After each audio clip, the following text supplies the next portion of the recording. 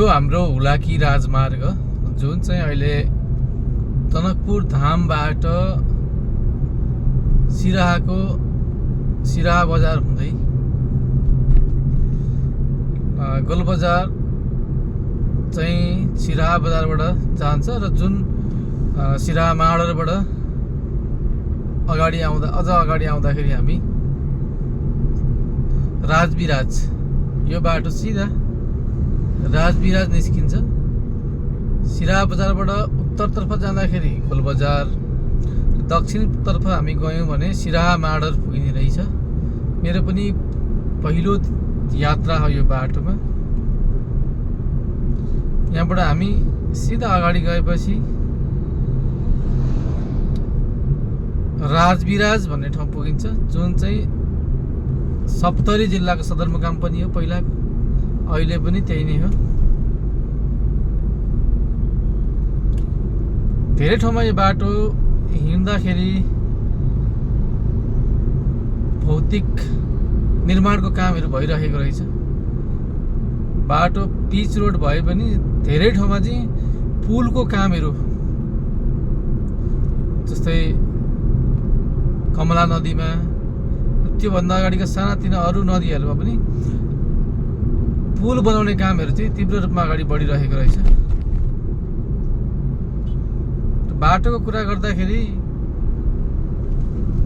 लगभग सबै बाटो चाहिँ मैले कालोपत्रै गरिएको पाएँ। सबै बाटो लगभग कालोपत्रै नै छ। बाटो राम्रै छ, तर पुलको कामहरू चाहिँ धेरै अगाडि बढाउन बाँकी रहेछ। कतिपय ठाउँहरूमा 50-60% मात्रै कामहरू सकिएको रहेछ। यो खाली फाँटहरू, खेतीयोग्य जमिनहरू धेरै रहेछ यो बाटोमा। सरकारले पनि अब अलिकति कृषिको लागि नयाँ योजनाहरू ल्याउन सकिएको खण्डमा कृषि उत्पादनको लागि उपयुक्त जग्गाहरू धेरै भएको कारणले गर्दाखेरि कृषकहरूलाई योजनाबद्ध रूपमा सरकारले कृषिमा अथवा कृषि काम गर्नमा उत्प्रेरित गर्ने हो भने हामी कृषिमा आत्मनिर्भर बन्न पनि सक्दछौँ। अरू कृषिजन्य उत्पादनहरूको लागि पनि यो ठाउँ, यो फाँट, जग्गाहरू एकदमै राम्रो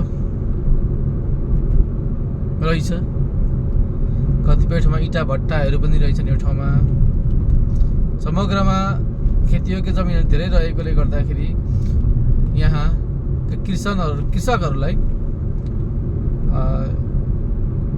सरकारले कुनै योजना मार्फत कृषि कर्ममा लाग्न उत्प्रेरित गरेको खण्डमा हाम्रो अन्य देशसँगको व्यापार घाटा पनि कम गर्न सायद सहयोग पुग्छ होला। कृषि उत्पादनहरू बढाउन सकेको खण्डमा अब भन्ने हो भने सीमावर्ती इन्डियाका बजारहरूबाट अत्याधिक मात्रामा तरकारी र खाद्यान्न लगायतका वस्तुहरू आयात हुने गर्थे।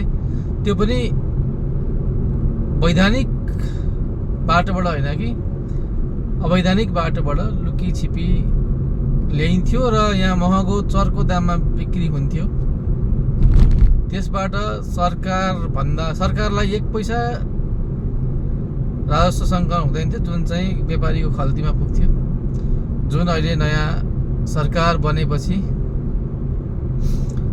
म लगभग धेरैवटा पूर्वको नाकाहरू भ्रमण गर्दाखेरि लगभग अहिले त्यस्ता वस्तुहरू आयात प्रतिबन्ध जस्तो नै देखिन्छ। तैपनि कतिपय भित्री बाटोहरू प्रयोग गरेर अझै पनि आउन चाहिँ आइरहेको छ। बजारमा छिटपुट रूपमा यस्ता सामानहरू देखिन्छन्। तर जुन अहिले सरकारको कदम एकदम स्वागत योग्य छ। कमसेकम नेपालमा भएका उत्पादन नेपालमै प्रयोग गर्न सकिने अवस्था र नेपालका उद्योगीहरूलाई अहिले जुन धराशायी अवस्थामा पुर्याउन इन्डियाबाट अवैधानिक बाटो प्रयोग गरी सामानहरू आउँथ्यो, त्यसले गर्दा नेपालमा लगानी गरेका उद्योगहरूले पनि आत्मनिर्भर हुन सक्दैनथे। र भारतीय वस्तुहरूसँग, त्यो पनि लुकीछिपी ल्याएको वस्तुहरूसँग यो बजारमा चाहिँ कुनै पनि अवस्थामा प्रतिस्पर्धा गर्न नसक्ने अवस्था थियो। साँच्चै भन्ने हो भने लगभग 90% सामान चाहिँ यो महेन्द्र राजमार्गदेखि दक्षिणको बजारमा 90% चाहिँ भारतीय वस्तुहरू, त्यो पनि राजस्व नतिरिकन ल्याइएका वस्तुहरू हरेक पसलमा 90% भन्दा बढी रहेको छ। र राजमार्गको वरिपरिको बजारलाई हेर्ने हो भने त्यहाँ पनि लगभग 30% भन्दा बढी सामानहरू चाहिँ इन्डियन सामानहरू नै पाइन्छ। त्यो पनि राजस्व नतिर छली गरेर ल्याएका सामानहरू। यसको लागि सरकारले जुन कदम उठाएको छ, मेरो तर्फबाट भन्ने हो भने एकदम स्वागत योग्य कदम, एकदम राम्रो। 2-4 दिन रोना धोना त पक्कै पनि होला, किनभने 2 नम्बरी गरेर बसेका मान्छेहरूले सामान्य अन्य जनताहरूलाई प्रयोग गरेर अथवा पत्रकारहरूलाई पनि प्रयोग गरेर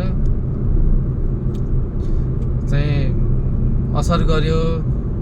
भारतीय बजारसँग सीमावर्ती जिल्लाहरूमा चाहिँ रोटीबेटीको सम्बन्ध भनेर चाहिँ अलिकति भावनात्मक प्रस्तुतिहरू पनि देखिराखिएको छ।